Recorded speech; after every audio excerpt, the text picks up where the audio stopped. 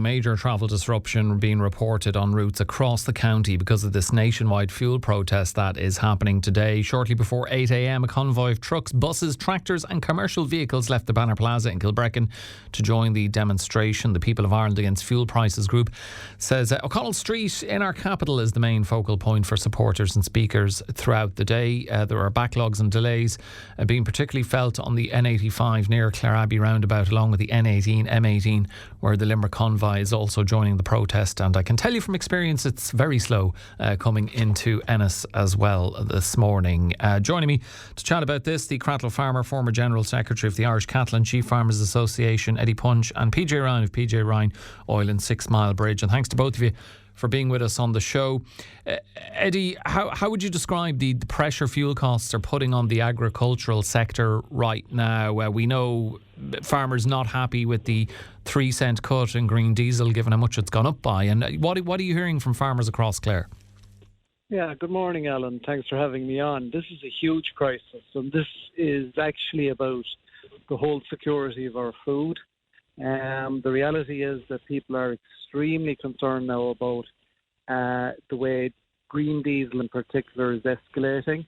And we're heading into the real busy season where diesel demand is at its highest.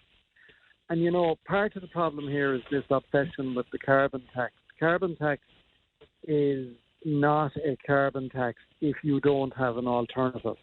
So when you're cutting silage or sowing a crop, there is no alternative to using diesel.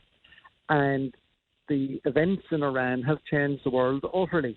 And I think the problem now is that the government has not realised the scale and extent of this crisis. It has been, what it has done so far has been too little, too slow. And in reality, we need a fundamental rethink of priorities, not just at national level, but right across Europe. We have to prioritise the cost of living for people. We have to prioritise putting food on the table. We have to prioritise the cost of building houses. And even in the construction sector, and there's a lot of construction people here this morning in the protest in Ennis, everything that goes onto a building site requires diesel to get it there, whether it's ready mix or timber or whatever you want. And when we look at the farming sector, it's really impacting, not just in terms of course, the cost of diesel, but also things like plastic, which are required for silage pits and so on. So a really big crisis, and the government needs to get back to action straight away, because this is going to be, I think, a problem that is going to be even worse than anything we've seen in COVID or the Ukraine crisis. Okay, well, that is not what people wanted to hear, but I guess if you think that's going to be the reality, it needs to be said.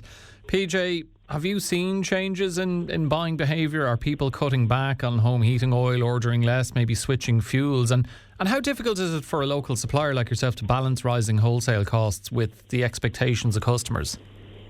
Good morning, Alan. Good morning, Eddie. Good morning to your listeners. I've seen major changes over the last 3 or 4 weeks. You know, people have been cutting back on the amount that they buy, especially farmers, and also, of course, the home heating oil and the road diesel. Like, it is a serious problem, like, and it's going to adversely affect, you know, all walks of life within the next couple of weeks. I really think the government, you know, could step up to the plate.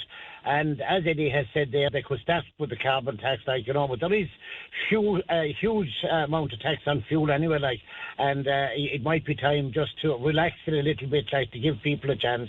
It's going to create major problems. I know, and I've seen that, you know, we may not have the dearest fuel in Europe. I've seen other places where at the moment, road diesel, a friend of mine sent me back a video from Vienna yesterday where fuel, road diesel was $2.98. Like, we're somewhere between $2.10 and $2.20 at the moment. Like, so we're not the most expensive, but it still is very expensive, and it's going to have a major effect on, you know, work that goes on in the construction industry, and farmers are going to have to pay more for fuel. And I suppose I might as well stay at this stage, Alan. It mightn't be the biggest of our problems, the price of it, come the 15th of this month. If things keep going the way they are, you could end up in a situation where we'd have we have fuel ration. Like I can actually see that happening. We may have bigger problems down the road, but right now the cost is the big problem. And in terms of this morning's protest, Eddie, as you said, it's not just farmers. I was behind it myself this morning. There's coaches, buses, the vans, builders, construction industry, and so on. Is it heartening to see all these different people from these different sectors coming together for a protest of this type, given the magnitude of the issue at hand? Well, I suppose, Alan, there's for and against protests. Like at the end of the day, like people need to protest. Like, but there are people who need to go to work. There are doctors. There are people in hospitals. There are teachers. They all need to get to work. Like, there are people waiting on them. Like, so we just have to be a little bit careful with protests. And not overdrive with road protests myself. I would prefer to see people in front of the door, having an impact on the people who have the decision making. Like, yeah. I think that's part of it. Like. And that is a point I want to put to Eddie, actually. But just that question I was asking, Eddie, that different sectors coming together, is that heartening given how serious this issue is? Yeah, well, I was in the Banner Plaza early this morning, and Cathal O'Donoghue from CNC bus hire company had been doing a lot of work trying to organise this, and it is people from all sorts of businesses, plant hire, bus companies, construction, all sorts of small scale businesses, all of whom rely on diesel. And petrol as well, but a lot of it is diesel to do their work, to get there, to supply services and products to people to keep our economy going. So yes, people are very conscious of the disruption to people, but everybody who goes to work is affected by this fuel crisis as well. But I do think we need to have a look into what's happening in the bigger picture, and that is about how the cost of energy is absolutely at the heart of everything that goes on in an economy. And, a government that doesn't put energy security and energy affordability front and centre is seriously reckless. And this has to be dealt with. And yes, I know it's a problem created by Trump's war in Iran. There's nothing, I suppose, we can do about that. But the reality is that we had, around 60% of the cost of fuel, white diesel, is taxes. And we have, at a European level, a one-track agenda about climate action. Climate action, I'm not dismissing it, but I'm saying right now we have to look at Europe's resilience, economic resilience, the cost of living for ordinary people, and the security of our food and the ability to and those are all big concerns for all of us, Eddie. But are you concerned that today's protest might actually have a negative consequence for all of you? In terms of commuters facing long delays this morning, as I said, I was calling it myself. I mean, I think there'd be a lot of sympathy there in terms of rising fuel prices. We're all facing them, all motorists. A grimace when going to the local service station. But there are people who are trying to get to work on time. I have to say myself, I didn't see any honking of horns in anger or any frustration. But are you worried that it might be counterproductive? As PJ said, he'd prefer to see this kind of thing going on up at the Dáil and impacting the people who can make the decisions in terms of fuel rather than commuters. Well, Lucas, it remains to be seen what the next step is. The Dáil is not open this week, of course. The protest is in Dublin as well today. And yeah, I absolutely do have sympathy with people trying to get to work. But on the other hand, all the people who are going to work are affected by this. So I think, Lucas, the reality is government hasn't been listening. And when government isn't listening, sooner or later, a protest is going to escalate, and that's just the harsh reality. Okay. And I think, to be fair, every provision has been made for emergency services. that's been facilitated by the Gardaí and by the organisers here today. Okay, So, I do want to bring in someone who themselves is caught in this, and that is Anne, who's a nurse on call, who's on the line. Anne, good morning to you. Good morning. How are you doing? I am very well, although I did at one stage this morning wonder whether I'd get into work on time to present the show. What about yourself? Are you still stuck in the traffic behind the protest? Yes. So I'm on the Ennis bypass at the minute. I've been caught on the motorway for the last half an hour on the hard shoulder. So I'm now on the Ennis bypass heading in towards Ennis, and there's a tractor at the front, and then there's a van straddling both the left-hand lane and the hard shoulder. So the hard shoulder is supposed to be kept free for emergencies. If somebody needs an ambulance, the likes of, as I said, any medical staff or whatever that need to do calls, people trying to make urgent appointments. And they're literally, as I said, I understand people want to protest, that's their prerogative. But, the rule is supposed to be that the hard shoulder is free for people to be able to pass through in an emergency. And there is no way, as I said, the van, like a council van or something, there's the role of some sort of piping on the back, and there's a tractor on the right-hand lane, and the van is straddling both the left and the hard shoulder, so none of us can pass. So should somebody need to come through in an emergency, my colleagues are all obviously trying to get out and do calls, to very ill patients, and they can't make headway. Well, let me put that to Eddie. What would you say to what Anna said there? She's caught in the protest. Yeah, I think that she's right. The hard shoulder should be free, and hopefully that can get sorted. I'll put it out in the WhatsApp group there now. Yeah, I mean, look, it's obvious to everyone the hard shoulder should be free, but when people get frustrated, they can lose the run of themselves. There is a lot of horn blowing going on the other side, not so much now. Actually, as we speak, the van must obviously be listening to Clare FM, so he is actually beginning to try and clear the lane. Yeah. So well, I'm glad he's listening to us. And what's your sense from the protest this morning? Like I said, when I was caught in it, the traffic seemed to be, it didn't seem like there was any frustration, or certainly there was no honking of horns or leaning out the window, shaking fists at the tractors and buses that were at the front of it. But I don't know, has that changed? Is there any, can you sense frustration? Are you frustrated? Well, I was frustrated, obviously. Like there was no honking of horns initially, but just before I rang into you, there was quite a lot on the other side, and just as we passed the van, the car in front of me, gave the van driver, a nice see that he was displeased. But thankfully the call has freed up the hard shoulder for now. It's still. So I'm between the Clare Abbey roundabout now and the next one, I can't remember, I pass it every day. So it's free now coming into Ennis, but it's like a car park on the other side of the bypass now, heading out from Ennis. Okay. Heading towards the plaza and onto the motorway. Yeah. And you are a nurse. Are you on call? Are you on your way to work? Are you worried about not getting in on time? I'm just after finishing night duty, so I'm on my way home. I normally finish at 7. I didn't finish until 9 because that's the nature of our job. Are you beginning to curse that now that you didn't finish at 7? No, because I wasn't going to leave because as I said, that's the nature of our job. We can't leave should somebody be in trouble. But I suppose what's frustrating is the road is clear, and then literally there's vehicles parking in the 2 lanes. So you're getting blocks of traffic along the motorway and along the bypass.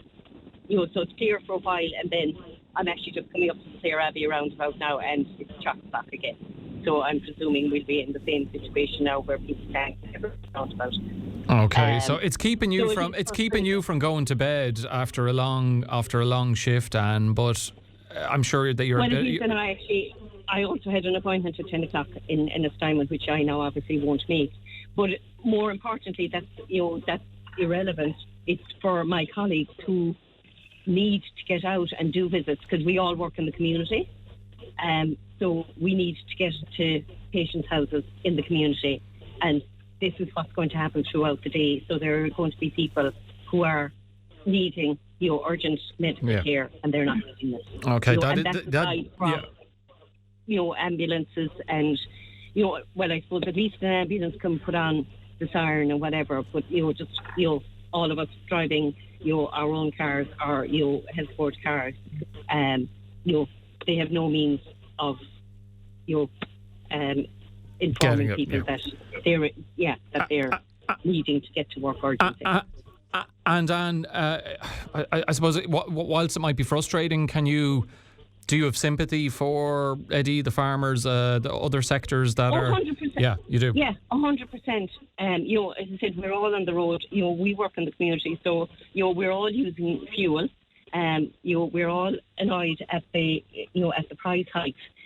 But ironically, it seems a little bit ironic, how much fuel collectively, if we could, calculate how much fuel is going to be used in this protest today nationwide, you wonder, how effective is it going to be, or is it going to be futile exercise? I don't know. But I absolutely 100% have sympathy for hauliers, farmers, couriers, everybody. We're all using the road. None of us want to see the price hikes that we're seeing.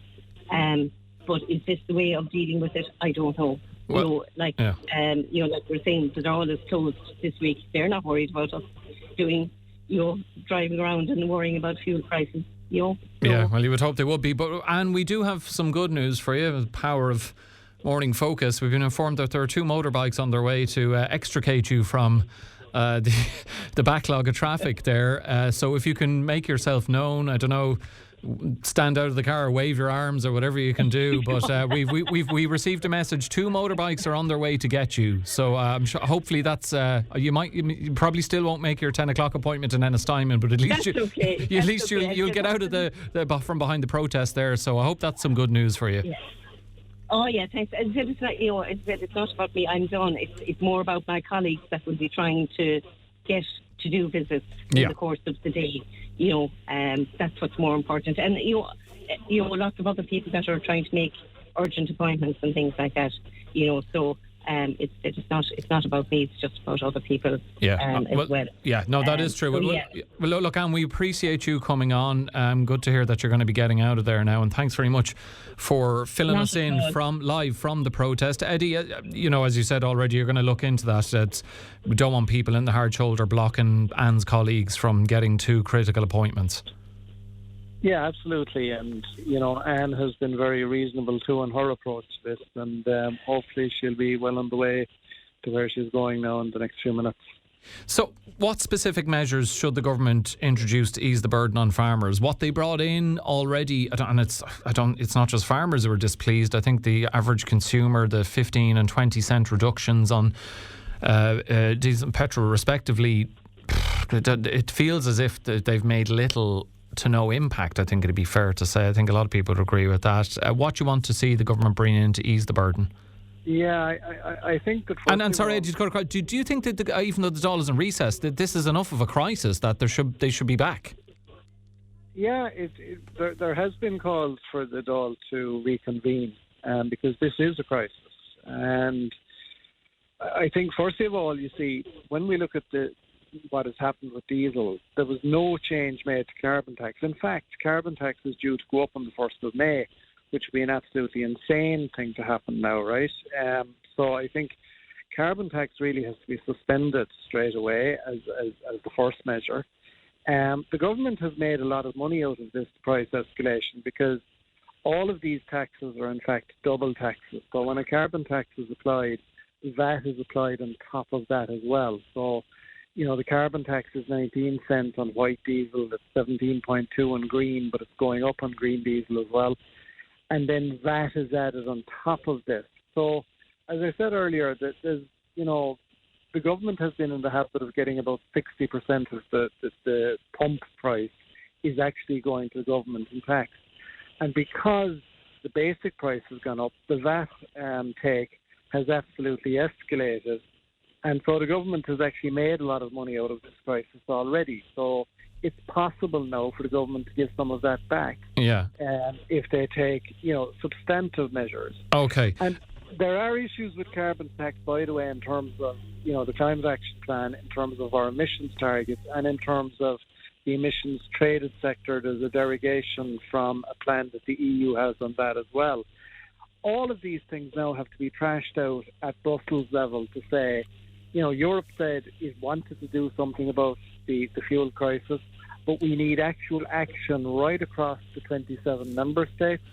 And there's also, by the way, a tax on fertiliser coming in from outside of the European Union. It's called the CBAM, and that needs to be looked at as well. Okay, you want to see all that addressed. We're time very much against us. I want to give the final word to PJ Ryan, who's been sitting by patiently there. PJ, do you agree with Eddie that the carbon tax needs to be looked at, and it's not just measures needed at national government level, it's at European level as well? And do you think, given the crisis that's in front of us, that the Dáil should reconvene? Yeah, I certainly would agree that Dáil should reconvene. It's a serious situation, and I would agree with Eddie, like the carbon tax, it needs to be taken off, and we need to forget about the increase that's coming in May. But, if you take the last reduction that came on road diesel, that was mopped up within 2 or 3 days. Diesel went up, road diesel went up by 12 or 14 cents, in a couple of days after that. So it had no effect. And, of course, the green diesel and home heating oil got virtually nothing in the last reduction. 3 cents, was an insult, to people using green diesel, farmers and construction workers. And, of course, the heating oil, there was virtually nothing in that. 2 cents, was absolutely no good. And I said it before, heating oil has a major effect on older people. It takes 3 weeks' pension to buy half a tank of heating oil at the moment. That's a crazy, crazy situation. The government needs to step up to the mark and do something about it. Okay, we do have to leave it there. My thanks to PJ Ryan of PJ Ryan Oil and Sixmilebridge, and the Cratloe Farmer and former General Secretary of the Irish Cattle and Sheep Farmers Association, Eddie Punch, with us on Tuesday's Morning Focus. We are continuing with the fuel protest. I'm sure many of you have experienced on the roads this morning, and we're joined now by one of the chief organisers of the protest in Clare, Cathal O'Donoghue, the director of C&C Executive Travel. Good morning to you, Cathal. Hello, how's it going? Very well, thank you. Thanks for joining us. I wouldn't call myself now the chief organiser. Everybody here is their own person that have come out to make a stance on this. This is everybody here today. Everybody is doing this for everybody at home. Nurses, doctors, teachers, everybody at home this is affecting. But the people here today stood out, came out, and we're going to stand up until the government wake up and start doing something. The government are making 11 million a day out of this increase, and there's businesses absolutely going to go to the wall in the next 2 weeks. There's people here, I know myself, my bill has gone up nearly 40,000 a month on diesel alone. That's 400,000 a year. I don't think any business is going to survive that. And people here the same way, but one truck, one car, one van, it doesn't matter if you're filling your lawnmower or your motorbike at home. This affects everybody, and everybody needs to stand up to this, because the government are doing absolutely nothing. They give us 20 cents off and 3 cents off the green diesel. An absolute insult. And Cathal, does that, 40 grand a month, how, with that huge increase, how difficult does that make your business? What impact is that having on your business? Does it threaten its viability if this is going to continue long term? It threatens to give us a month's time and give anyone else here on the road that's burning diesel and burning stuff, it's going, and kerosene at home. People are at home, can't put food on the table because they have to heat their houses. It's everything. It's not just businessmen. This is the layman sitting at home that's filling his oil tank, and women sitting at home filling their oil tanks, filling their car, going to mess. This is for everybody. We're only the ones standing out here today making a stance, and fair play to everybody that came out here today and across Ireland. It's super. But the government need to wake up, because we're not going away, and we're going to stay out until the government get off their arses, come back into the Dáil and do something for us, because they just cream it up themselves. They're left with their big paychecks. They don't care about anyone else. But we're here to stand up now, and it's not going away. Cathal, I can understand yours and earlier Eddie's frustration, and even PJ Ryan touched on it. You know, from an agricultural perspective, 3-cent cut on green diesel seems measly compared to the increases. But and particularly as you say, because we know the government are making a lot of money off every litre of diesel and petrol and so on. So whatever bit, of the fuel pumps. Yeah, whatever little cuts they gave us a few weeks ago pale in comparison to the extra they're making. But, we've heard from the likes of the Taoiseach to Simon Harris saying when you don't know what the end date is for this conflict, you can't go making cuts for long-term future, that they'll monitor it, that the more sensible approach is make these cuts up at the end of May. And they said, just let me finish, Cathal. They said they will reassess the situation, and if it demands further cuts, they will make those. So do you see any, do you understand that argument? Listen, that's all baloney. They'll sit back, they'll look at everything, they'll see people going to the wall, there'll be rise on the dole again in the next couple of months, because you'll see a lot of people just packing it in. And finance companies, everything. Lads won't be able to pay for stuff. Houses will be gone. Like this construction of a house, a 400 grand house, or 200 grand if we're going to the government. Where's that like? Our kids coming up, how are they going to build houses? Because these carbon taxes. The government are not fit for purpose. I think anyway, and I think everybody else here is thinking the same thing, because everyone is sick of it. And the Dáil needs to, and our local TDs and stuff as well, need to get up and start talking for everyone. I know they do talk, but they need to start putting in a bit of motion for us, because they'll see places closing down left, right and centre. There's a massive recession coming. The building game, there's houses not being able to do it. There's friends of mine with houses waiting to start, and they can't do it because the building has gone up by 50, 60, 70,000. And I don't blame any contractor, because that's what's happening. And that does seem, Cathal, people hearing that will say, and this is all happening in Ireland, where the country has never been richer. It seems like quite the contrast. Yeah, it is, but people can't afford it anymore. There's always a tipping point, and we're at the tipping point now, and that's we're all at the verge of breaking. There's mental health, even people here gone not right, because their businesses are going to fall asunder because of this. It seems like a very little increase, but people are working on margins, and that's the way the whole industry of everything, builders, contractors, down to making silage, making whatever, concrete houses, whatever. It's all on margins. The next man will do it cheaper, We all have to have our margins. But our margins now are at our limit, and it's going to tip over the edge. Cathal, is it frustrating that, given this crisis, an ongoing crisis, that, with the Dáil is on Easter recess, Eddie and PJ earlier on said they believe the Dáil should reconvene. Do you agree, given the gravity of the situation? Yeah. And it isn't today or yesterday. This has been posted all over Ireland, everywhere. This has been going on with a couple of weeks. It isn't as if this only happened this morning. They know well this is going on. And have they made contact with any radio station? Have they made contact with anyone over anything? No, they haven't.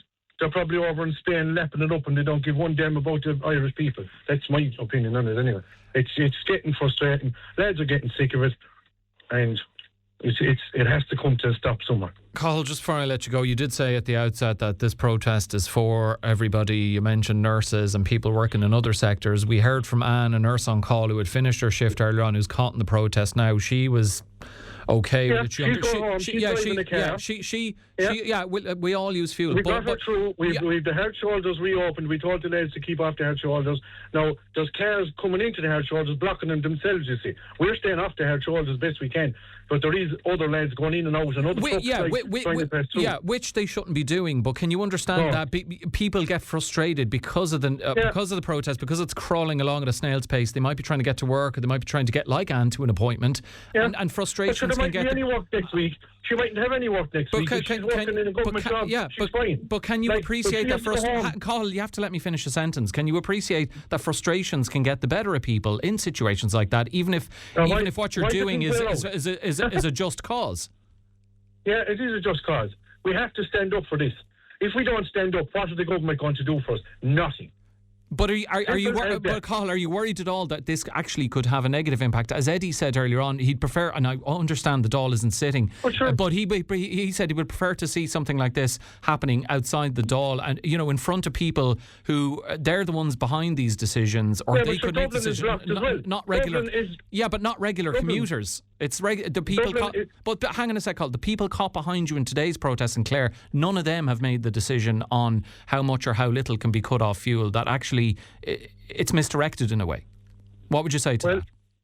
We're standing up for them as well. If they don't realise this, there's nothing we can do about it. All we can do is stand up for ourselves. And every man, woman and child that's in this protest today is standing up for themselves. And we're standing up for other people. Whether they like it or not, I'm afraid there's nothing I can do about it. But we're standing up here today and we're going to stay standing. Okay. Otherwise, we'll be at home and we'll be drawing the door looking out the window. And they're the people, there's a lot of people drawing the door sitting at home looking out the window, better off than us at the minute, I can tell you that much, and which is a disgrace too. My own father at home is a pensioner, and he said to me the other day, he said, I'm going to get that fuel cut they gave there the other day, or the fuel thing. He said, what good is that to me? He said, I'm here at home. He said that should be given to the man driving the truck. He said, bringing the oil to me, he said. And he made a fair statement. Yeah, I think he's 86 years of age. He's touching on, I guess, the squeeze middle point that we made earlier on, although reading the Sunday Times over the weekend, it sounds like Budget 27 will acknowledge the difficulties the squeeze middle are facing. Cathal, thanks for joining us. Really appreciate it. Cathal O'Donoghue there, involved with the fuel protest in Clare, the Director of C&C Executive Travel.